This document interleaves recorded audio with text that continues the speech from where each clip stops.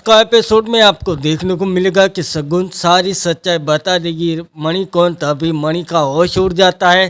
तभी शगुन कहती है कि मेरे आने वाला बच्चा अब गिर गया है। अब मणि को बता देती कि रिद्धि के कारण की वजह से, रिद्धि ने मेरे को धक्का दिया था, इसकी वजह से बच्चा गिर गया है। अब इस दुनिया में बच्चा नहीं आने वाला, मैं कभी भी माँ बनने वाली नहीं हूँ। तभी मणि भी सोच में पड़ जाता है। मणि को गुस्सा तो आता है।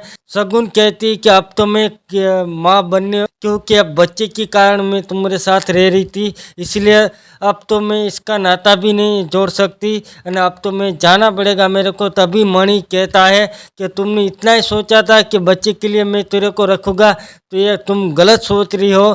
तभी आलिया भी आती कि माँ, मैं तुम्हारी बेटी जैसी तो हूँ। शगुन मामा, मैं तुम्हारी बेटी जैसी तो हूँ। तभी मणि कहता है कि मैं तुमको बहुत प्यार करता हूँ, बच्चे के कारण की मैं वजह से तुमको नहीं रख रहा था, मैं सच में तुमको प्यार करता हूँ शगुन, इसलिए तुम इधर ही रहो।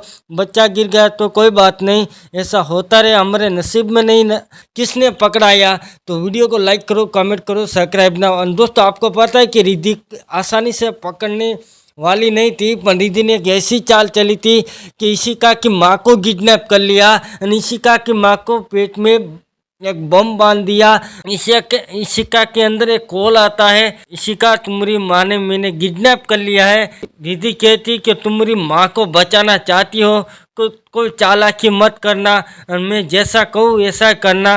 और आपको तो पता है, रिद्धि कहती कि तुमको तो इशिका पता है कि मैंने 7 साल के लिए तुम्हारी रूही को लेके चली गई थी। तुमको पता है, कोई भी ऐसी चालाकी मत करना, वरना तुम्हारी माँ को खो दोगी।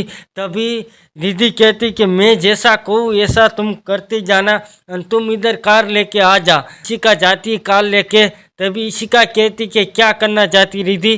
तभी रिद्धि कहती कि इशिका कहती कि मेरी मामा किधर। तभी एक पेड़ के नीचे रिद्धि की इशिका की माँ सोई हुई थी। तभी रिद्धि जाके कपड़ा उठाती, तभी इशिका की मामा के पेट में एक बम रखा हुआ था। तभी इशिका को कहती रिद्धि कि कोई चालाकी मत करना, क्योंकि तुम्हारी माँ को तुम खो दोगी। और तुम ऐसा करो कि मैं इस देश छोड़ के चली जाऊँ, क्योंकि आपको पुलिस को पता चल गया है, इसलिए मैं इधर एक देश छोड़ के जाने वाली हूँ। तभी इशिका कहती कि ऐसा हर किस नहीं होगा, तुमको चारों तरफ से पुलिस ढूंढ रही है, तुम ऐसा देश छोड़ के नहीं जा सकती। तभी इशिका एक प्लान सोचती है कि तुम एक डिक्की में छुप जाओ, हम तुमको लेके जाते हैं देश। रिद्धि कहती कि कोई बात नहीं। तभी इशिका एक टॉर्च चलाती है, सामने बत्ती करती है। तभी रिद्धि को उदास हो जाता है। तभी मीका और रूबी आके रिद्धि के आंखों में मिर्ची डाल देती। तभी रिद्धि चिल्लाने लगती है कि आंखों में मिर्ची पड़ी है। तभी इशिका एक इंजेक्शन डाल देती है, रिद्धि को इंजेक्शन मार देती है कि तुम 10 मिनट के अंदर रिद्धि तुम मरने वाली हो, फटाक से तुम बताओ कि मेरी माँ के अंदर ये बम कैसे बंद किए जाए।